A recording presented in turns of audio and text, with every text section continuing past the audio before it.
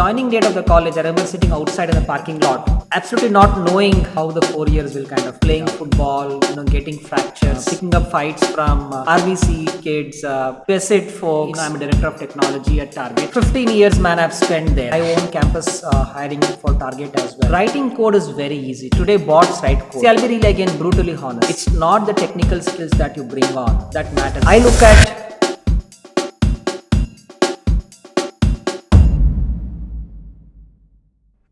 Hello and welcome to UVCE Chronicles, a UVCE Graduates Association initiative.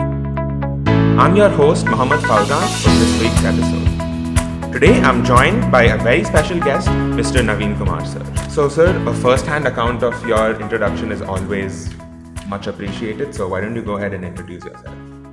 Absolutely. Thanks so much, Ahmad, and good wishes to all the participants and the community that you have through the Chronicle group. Now, my name is Naveen. I'm from the 2000 to 2004 batch. Proud UVCE graduate in electronics and communication. People in college know me as Jaunty. Some of them thought actually that's my original name too. I'm a Bangalorean, born and brought up in Bangalore, so spoiled Bangalorean as I would say, because I don't get along with any other city except Bangalore. That's probably one reason why I've stayed in Bangalore throughout, and sometimes even the kind of decisions I've made in terms of employment choices are rooted to that. Presently, I'm a director of technology at Target. Been with Target for 15 years now. Otherwise, I'm actively into sports. I play football, badminton, and running. Family side, again, as I said, Bangalorean spouse. My wife is in Bangalore. She works at Indian Institute of Management, Bangalore, and I have two kids. I have an 8-year-old daughter and a 3-year-old son. That's about me. That's really fascinating to hear, sir. I just wanted to know, and I'm pretty sure like a lot of our listeners would be interested to know, how was your journey like in those 4 years in UVC, all those years back? Yeah, I'd probably start from the school days. It's a cliche now too that kids in India have only two options: either you become an engineer or a doctor, and that was much more prevalent at that point in time. And then for some reason I decided medical is not my cup of tea, and I chose engineering. I'm from the state syllabus, not the CBSE or ICSE. In my second PU, there was some workshop that happened where someone came and said, "Hey, what's your career aspiration?" And at that time, I said, being in Bangalore, I'll either be a software engineer or I'll be a sports person." Right. So that's how in my mind that I knew sports was too late for me. I knew I'd be into software, but then results came out, CET happened, and I remember going to the counseling. That time, counseling center was somewhere in Malleshwaram. Actually, not Malleshwaram. It was in Gandhinagar here, next to the Central Jail. And the computer science seats were all kind of filled up. And me and my mom, we came out choosing UVC because it was closest. We did, of course, our research in terms of proximity. But the seat I got was electronics and communication, right? And on the joining date of the college, I remember sitting outside in the parking lot, absolutely not knowing, how the 4 years will kind of play out, right?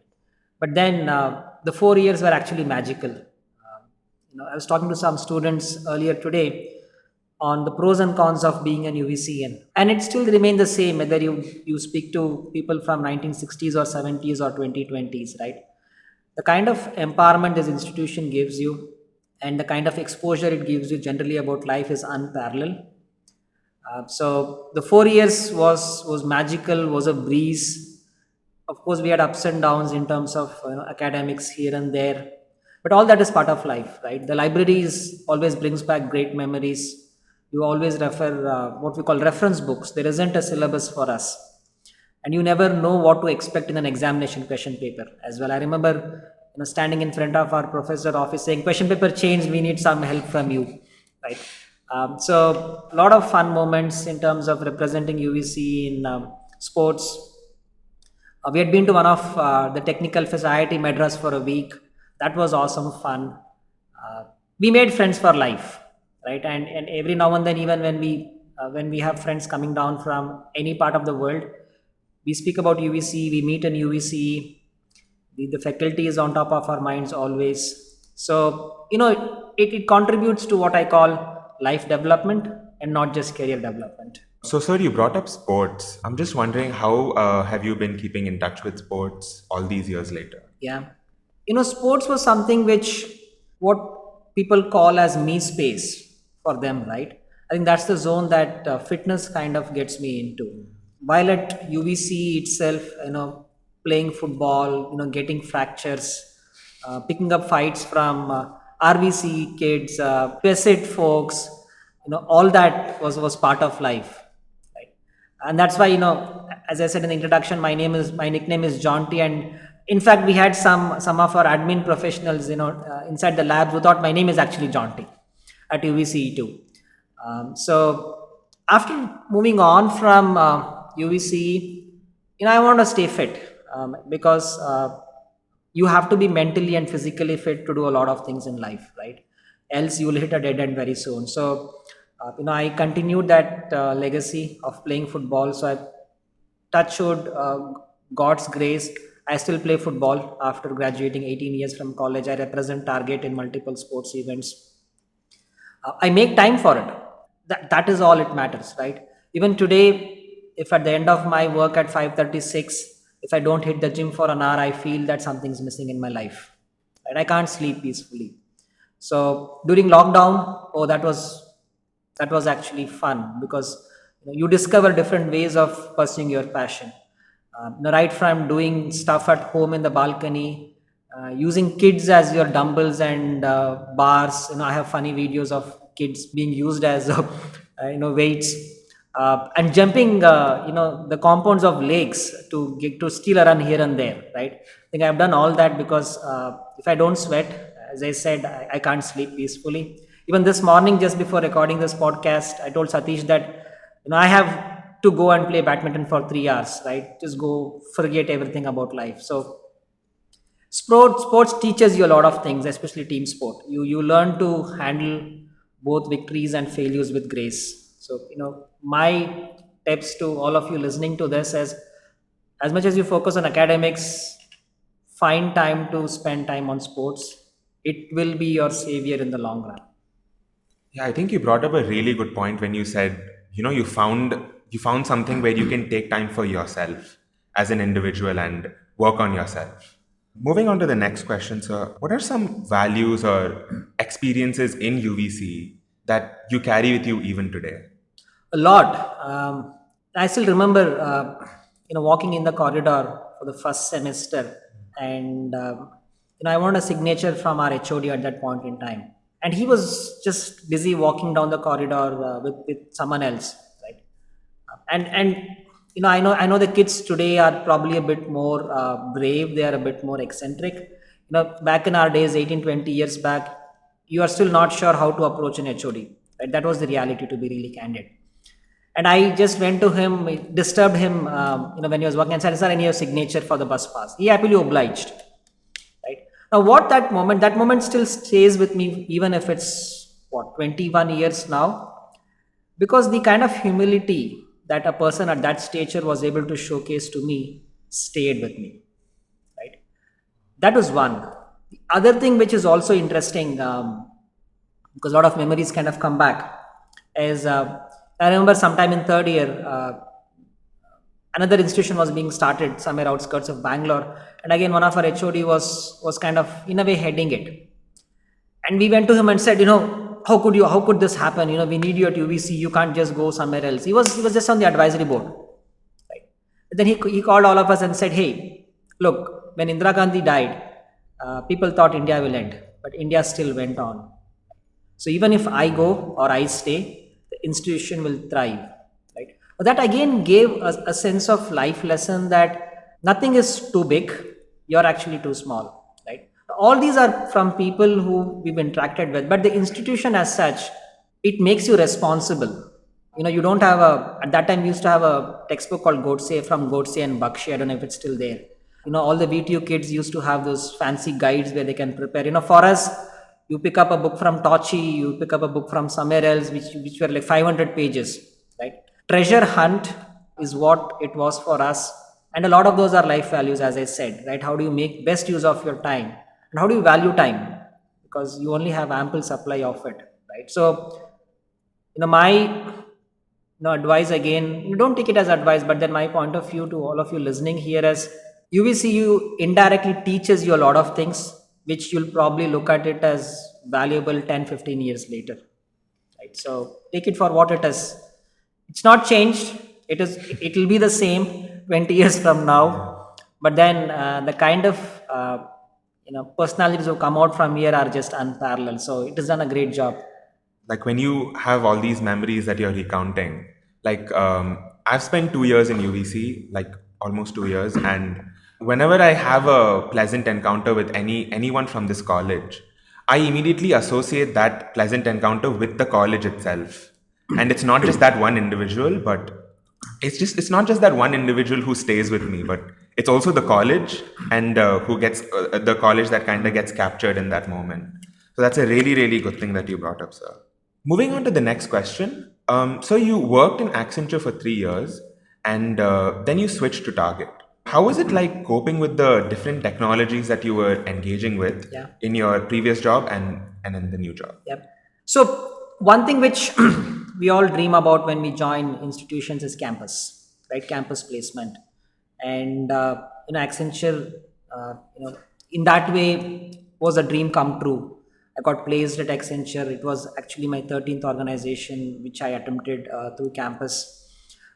And when I walked into Accenture, it gave a lot of happy moments, right? Even before joining Accenture, I remember passing by through offices and like, hey, this is where I'm going to start working. But then at some point in time, I felt, hey, after 3 years at Accenture, I felt maybe I should try something else. Because that motivation was not there. There was some kind of negativity creeping in. And guess what? There was an UVCE connection also, which helped me to get a Target. Right, my best friend, her husband kind of used to work at Target. Now he is not. So she was like, "Hey, why don't you give it a try at Target? I hear good things from my husband there." And the rest is history. I joined in 2007, and it's 2022. Actually, 2007, 2022 now. 15 years with Target. I went with a lot of baggage. And I went with a mindset to Target that, hey, I know so much things and I'm going to be your superhero at Target. Right? But then what I realized is it's not the technical skills that you bring on that matters completely. It's also how you leverage the skills you have. So I remember, barging into my director's office many times and said, "Hey, I know this skill. Why am I not being able to work on it?" And again, this is so fascinating, right? My director at that point was also UVC alumni. He was from the 1978 batch. So it's fascinating to see how UVC has played a continuous role in my life, right? So whatever technologies that I came in as my strengths helped me to get there, but then whatever has kept me afloat for 15 years has been completely new, right? So all of us have to be an eternal learner in terms of being a technologist. You have to make time. And I didn't think of learning a new technology only because it's going to help me make a living, right? You have to think of it as it's going to help me to solve a problem. And the problem could be someone's life indirectly, right? So the moment you attribute your learning to an impact like that, you learn it honestly. And that's what helped me. I said, hey, someone is going to buy an item in a store somewhere in the US just because I'm going to write a piece of code. That motivated me to actually write a better code. So you will have challenges like all of us will always have. Be open to learning everything that comes your way. And then tech keeps evolving and so will you.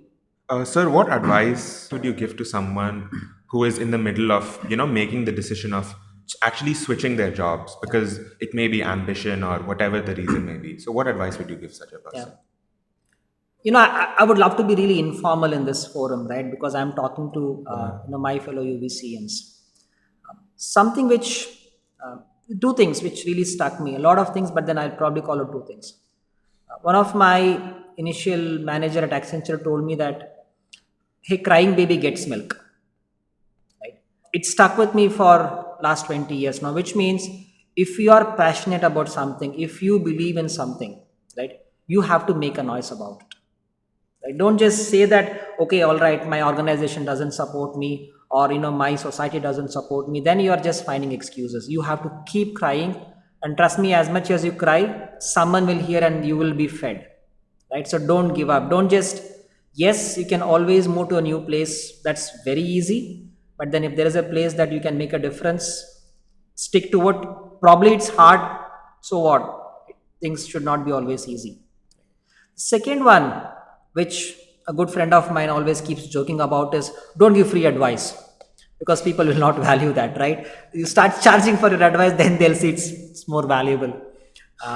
That also stuck with me as a while. So, as you look at switching careers, be it finding a better org, be it moving for a different compensation, or be it going abroad, or be it starting your own venture, right?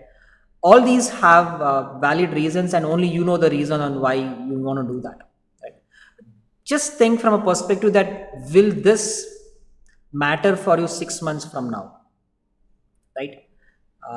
If yes, then just go for it.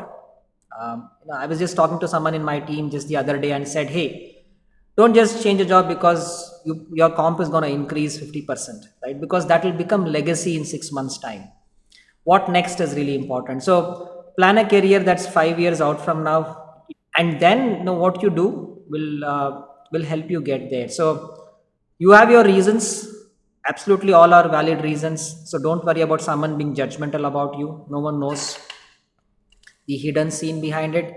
But then just give it a thought, and make the decision from your heart as well.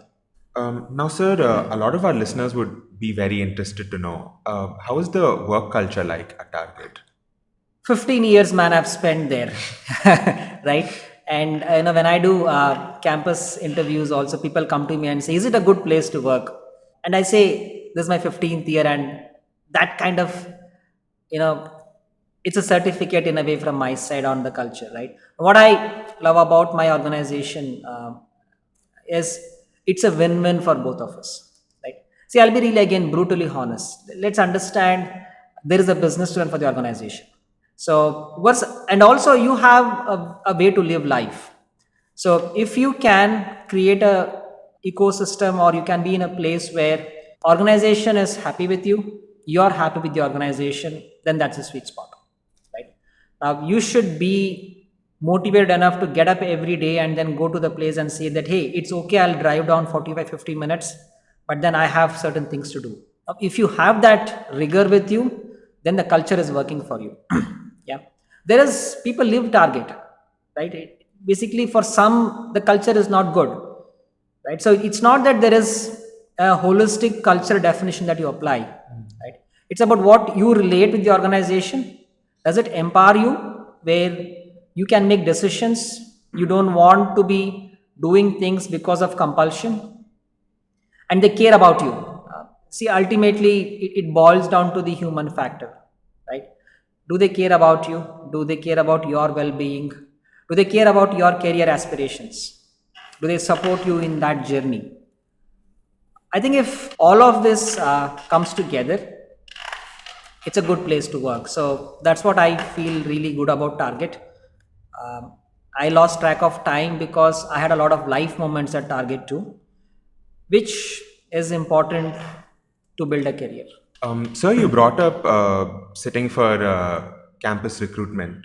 What, apart from the technical skills in a student, in a candidate who is sitting for any Yeah, given company, do you like look for apart from the technical skills? absolutely. Yeah.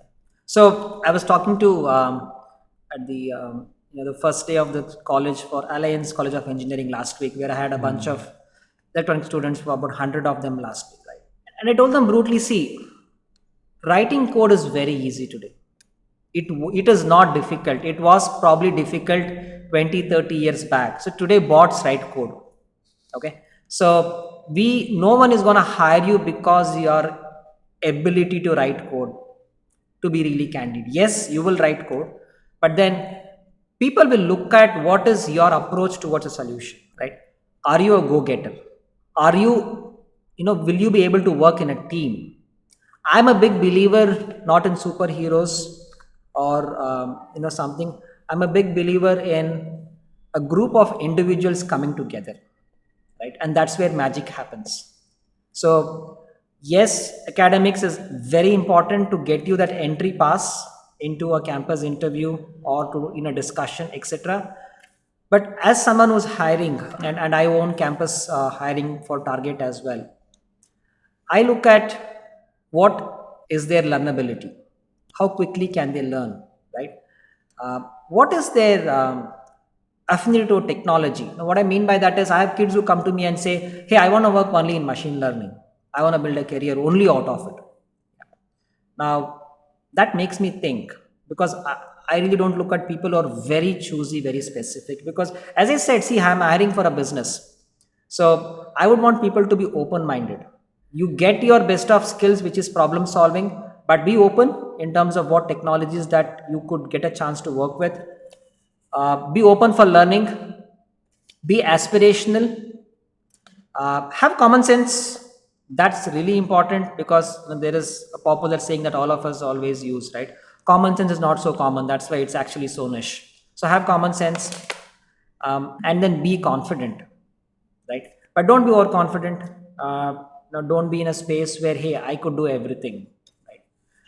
So these would be some of these skills that I look at, which is holistic in nature, along with your ability to write code. So, my last and final question would be, what is that one piece of advice that you would give to a UVC student that you wish someone had given you in your time in UVC? No, honestly, the institution itself taught us a lot of things. As I said in the earlier discussion points, right? It gave us a lot of life lessons. What advice I would have been happy to receive at that point is, as much as we think we know about the industry and the world, there is a lot of it that is unknown. Right? I wish someone had told me this earlier. I thought, okay, you get into a college, a good college, you get placed, and then you become a software engineer, and then a lot of things fall in place. Right? That is not what the reality is. The reality is the unknown that is outside this campus is just huge, right? So you will not be the best person to solve all problems. That is what I realized too. There'll be people who are smarter than you. So that's the advice which I wish someone had given me, that you cannot be the numero uno always. There'll be people who are better than you. There'll be people whom you are better than in many cases as well. So take it with a pinch of salt, and then celebrate the unknown, because UVC is all about that. Celebrate the unknown. And I feel like the 4 years that we spend here is preparing us for that unknown, even though we don't know it's coming. And I think that's also something that should be celebrated. Thank you so much, sir, for taking your time out and having this conversation. I'd like our listeners to know that we're sitting in college right now. Thank you so much for taking your time out, being here in person.